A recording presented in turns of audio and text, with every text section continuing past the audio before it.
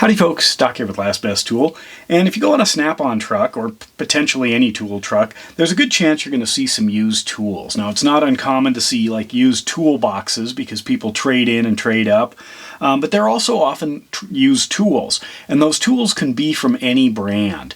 I've even seen Harbor Freight tools on a Snap-on truck, and that's partially because of the incentive. You know, if I have this Icon ratchet and I'm playing with one of the Snap-on ratchets on a truck, and I say, well, already have this Icon ratchet, the Snap-on dealer could say, well, you know what, I'll give you $50 or $30 in trade value for your Icon ratchet towards a Snap-on ratchet. And you're like, wow, okay, you know, that's a leap, or maybe even a lot more. What'd you pay for the thing? I don't know, $60. I'll give you $60 towards that to get you into Snap-on.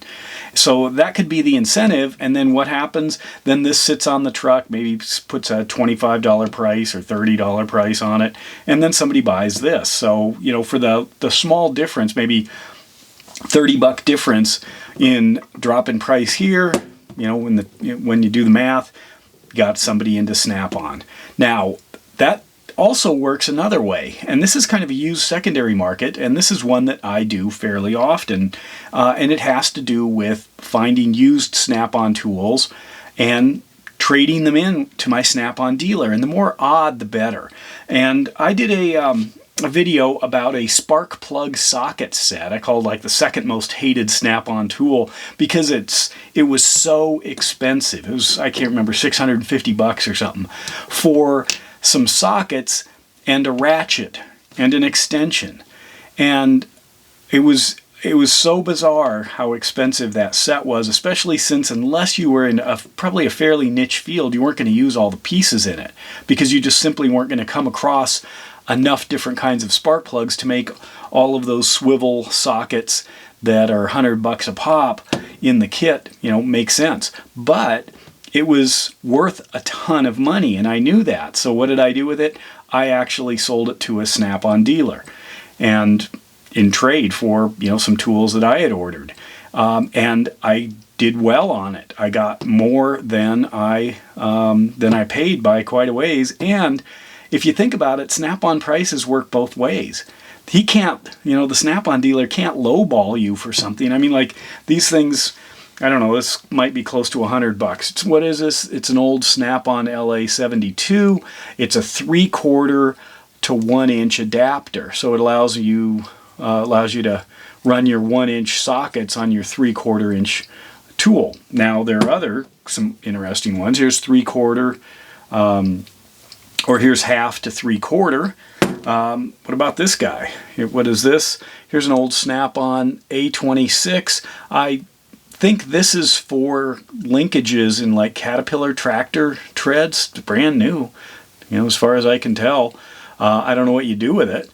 Or, you know, in my case, you know, or some old odd ones like this.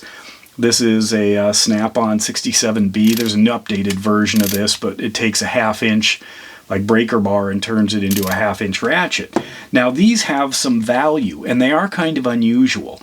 And I would be able to go into a Snap-on truck and say, hey, you know, I've got these old tools, you know, what are they worth? And they might look them up, and then maybe I'd get, you know, $20 a piece for them. They might be able to get 30.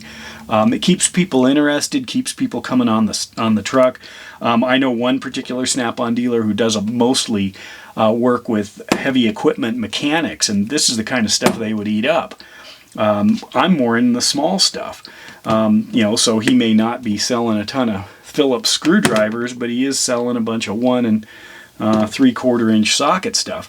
But anyway, back to the point, if you have Snap-on tools, they are their own currency on a Snap-on truck. I see a lot of other tool truck used tools on the Snap-on truck, mostly Mac and Matco, sometimes Cornwell. You know, and occasionally other brands pop up in there. I know one Snap-on dealer deals mostly with Milwaukee, but sometimes you see DeWalt on his truck.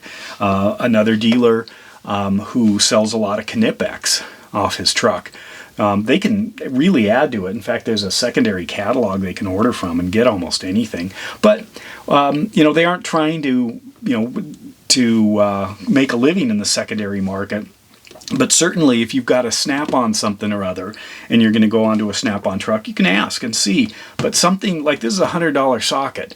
This is one I've got, you know, that was part of that set, or that was included in the set, but I just have this one because that's pretty much the only thing I use. It's getting pretty sloppy, so I may take it in and see, you know, if that's under warranty. Probably bring this one as well as a Craftsman, nice and solid, which allows you to kind of point it, especially on an extension, whereas this guy flops around. I have to hold it in one particular direction and then hope it doesn't start flopping.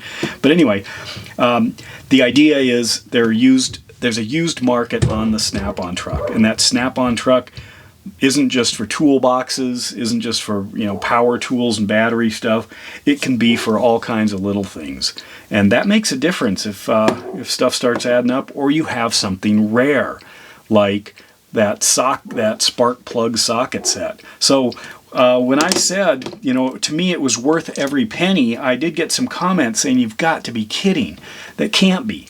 You know, it is so overpriced." Well, yeah, but my point wasn't to change sockets with it. My point was to turn a Snap-on profit and get my latest order of Snap-on tools for a bunch less.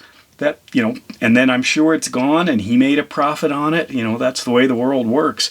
But just to, you know, explain that, there is a secondary market off the Snap-on truck. And I'd like to hear your stories too, because a lot of times people just hear about it with their one instance. You know, it's like the Icon ratchet. Well, I just bought an Icon, but boy, that Snap-on's nice, and they do a trade. They don't realize that you can do this with about anything. But you might not get much. Like if I took this to the Snap-on truck, this Estwing nail puller plier, that's not his market. You know, maybe he'd give me a $5 just to move things along. If I bring a Snap-on light in, he'll look it up, and maybe I'll get, if it's in good condition, maybe I get half of what I would have paid, what retail is on that guy. Other stuff, I see all kinds of just, you know, general tools. You know, he was able to get somebody into a Snap-on, probably offered him $10 for this, and it's like, okay, yeah, it's not really worth much, or maybe more, depends. But anyway. If you've got tales of selling stuff or trading it in on the Snap-on truck, or the kind of that secondary market on or off a tool truck, any tool truck, I'd love to hear about it. Let me know. And with that, Doc out.